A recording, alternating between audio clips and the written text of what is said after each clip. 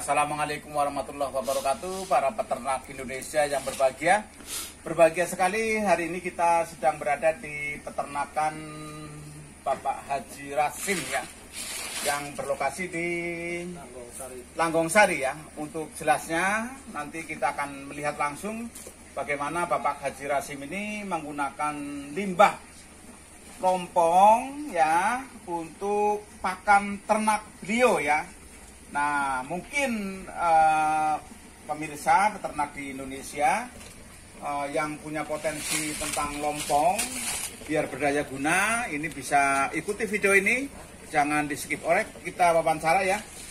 Assalamualaikum Pak Haji Rasim. Waalaikumsalam warahmatullahi wabarakatuh. Iya, ini menarik sekali nih apa yang sedang dilakukan Pak Haji ini, kok merebus ini daun-daun lompong nih, tolong dijelaskan Pak Haji Rasim, silakan. Ini daun lompong di Langgongsari itu sangat melimpah dan untuk pakan ternak cuma daunnya, batangnya tidak dimanfaatkan. Sehingga kita manfaatkan, kita rebus untuk campuran pakan sapi. Nah, kita mencampur ini konsentrasinya antara 60-40%. 60% dari daun lompong, 40% hijauan. Oh, hijauan. Rumput-rumput ya? Rumput. Ya. Terus apa namanya ini ada berapa bibit sapi yang dimiliki Pak Haji Rasim? 10 ekor. 10 ekor ya. Ya, Ya. anaknya 10, tapi yang 10 yang 8 lagi kita jual dulu. Oh, begitu. Ya, untuk modal yang lain sehingga ini sekarang tinggal 2 ekor induk dan 10 ekor anakan. Oke, ya. Jadi secara pemanfaatan lingkungan ini tentunya biaya produksi sangat efisien ya. Iya. Artinya apa? Dengan beternak sapi ini menjadi opsi ya pada masyarakat peternak untuk bisa meningkatkan ekonomi lewat peternakan ya Pak Haji ya. Ya. Ini ada sentuhan teknologi pakan ternak nggak Pak Haji Rasim? Ya enggak lah, ya sedikit-sedikit ada fermentasi apabila melimpah. Tapi karena ini lompong kan ada unsur gatel sehingga harus kita rebus, tidak kita pilas, harus kita masak dulu. Oh, jadi tujuan merebus batang lompong ini adalah untuk menghilangkan gatal. Oh, begitu ya, menghilangkan gatal-gatal ya. Iya, sehingga di sapi itu lunak. Oh, begitu ya. Ini luar biasa ya. Iya. Dari proses ini anakan ya, anakan ini ada 10 anakan saya lihat itu ya. Iya. Ini sampai proses besar ini dengan pakan yang cukup, ini butuh berapa bulan nih Pak Haji? Ya, ini kalau jantan ini antara 1,5 tahun ya 18 bulan itu sudah bisa masuk kurban karena dengan pakan ini lompong ini karena kandungan kalsium dan nilai gizinya tinggi sehingga pertumbuhan agak lebih cepat dibanding cuma makan rumput. Oh begitu, jadi kandungan kalsium daripada batang lompong ini cukup bagus ya? Iya, nilai gizinya bagus karena untuk manusia saja bagus apalagi untuk hewan. Jadi pembentukan rangka karena kalsium ya, rangka untuk anakan sapi pembesaran ya.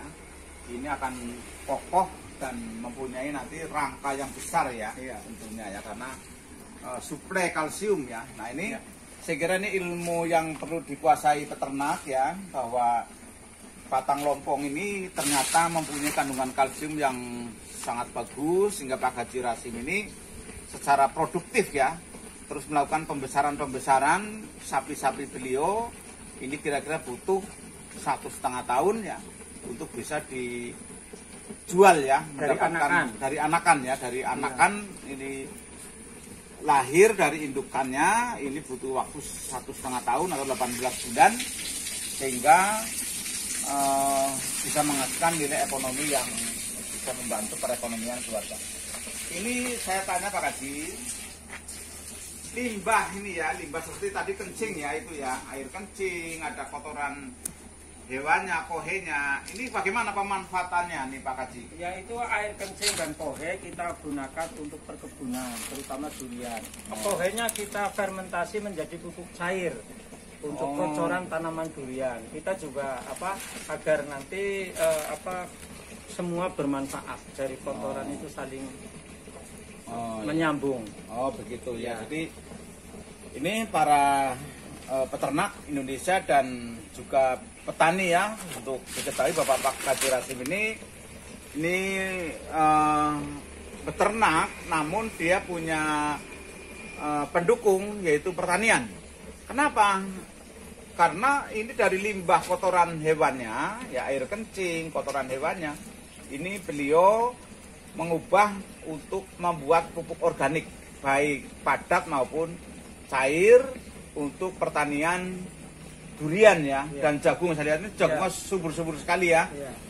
Sayang terhalang oleh kandang sapi ini. Nanti kita akan lihat ya, kita akan video bagaimana perkebunan yang didukung oleh peternakan yang ada di Pak Haji Rasim.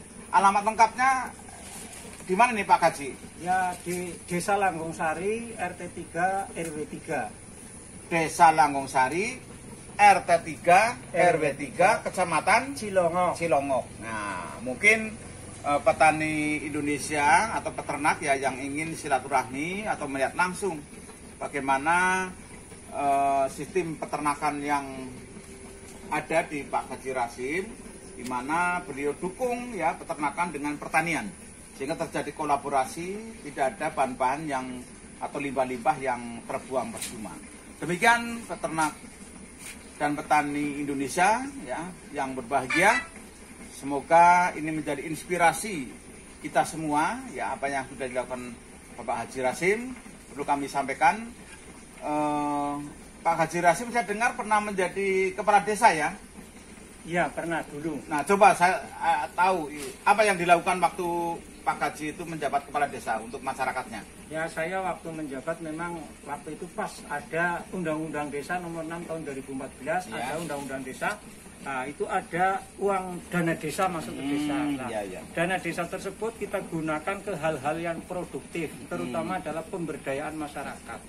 Itu yang menjadi fokus saya, sehingga sampai saat ini kita waktu itu tahun 2016 kita membagi bibit durian 1 kakak 1 pohon sekitar 2000 kakak.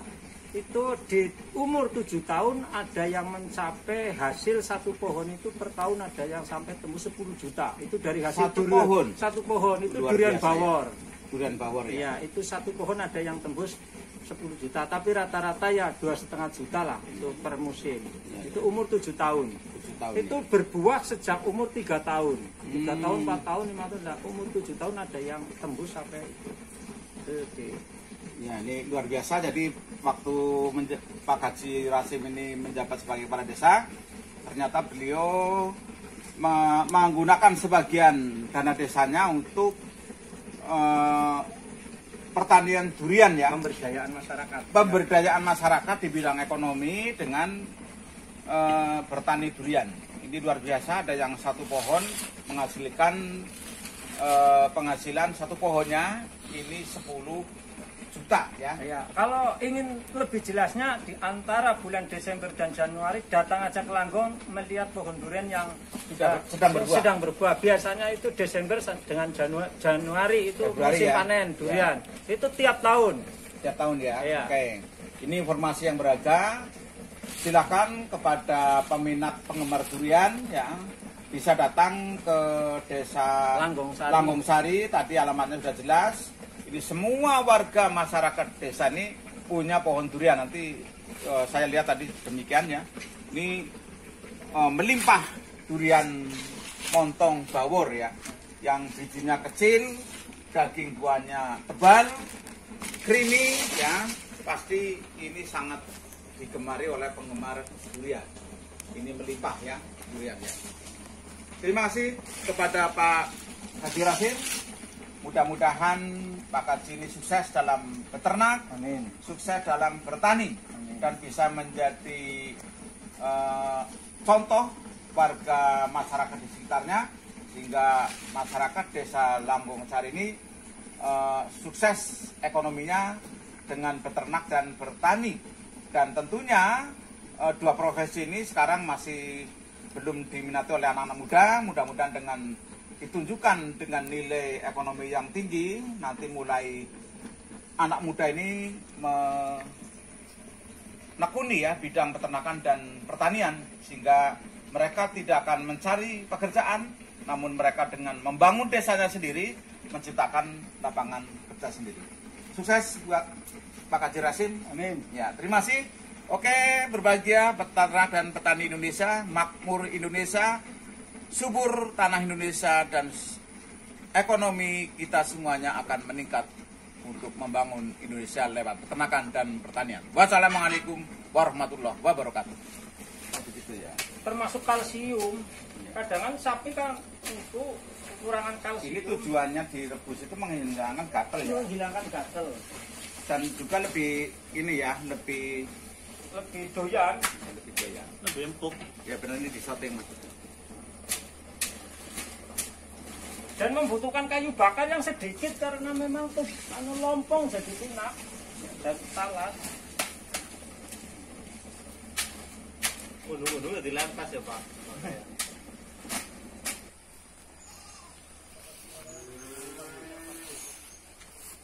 Nah itu komentari Pak Gus, ini hasil perkebunan yang di... Nah ini hasil perkebunan ya, ini kebun ubi tapi di tengahnya ini ada durian ini, jadi sambil budidaya durian dimanfaatkan sementara untuk tanaman ubi. Nah itu di nanti di satu sisi sambil menunggu durian buah, sisi lain kita bisa memanen ubi. 4 tahun tapi belum berbuah, seharusnya tidak. Kenapa ya? Ya apa karena terlalu subur ya? Mungkin terlalu subur, jadi kan nanti kan kalau berbuah langsung banyak. Oh gitu. Merahnya sekitar di 10 wit lah. Sing larang isine iki. Iya. Ya pon anunya. Nah, durian kan badan tersek-tersek mriko. Niku kula sempat ngumpul tanduri lombok barang enggak jagungan. Oh, durane teng anu niku Tengah-tengah.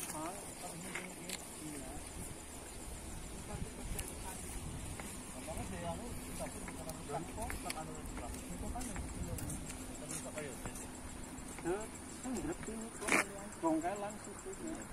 Nah, yang rencana dalam politeknik habis niki. Itu pun sekat. Pun sombongan.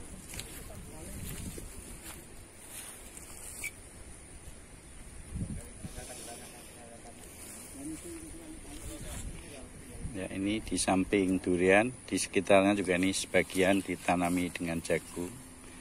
Jagungnya bisa dimanfaatkan untuk dijual belikan, tapi juga sebagian dipakai untuk pakan ternak. Ini sebelahnya juga ada tanaman yaitu Thales Papua yang tumbuh sangat subur dan cepat beranak, sehingga ketika kita ingin meningkatkan produksi, nanti ketika banyak anaknya diambil, sebagian dipakai untuk pakan ternak. Ya, demikian sekilas informasi tentang budidaya ternak yang berkolaborasi dengan pertanian. Terima kasih.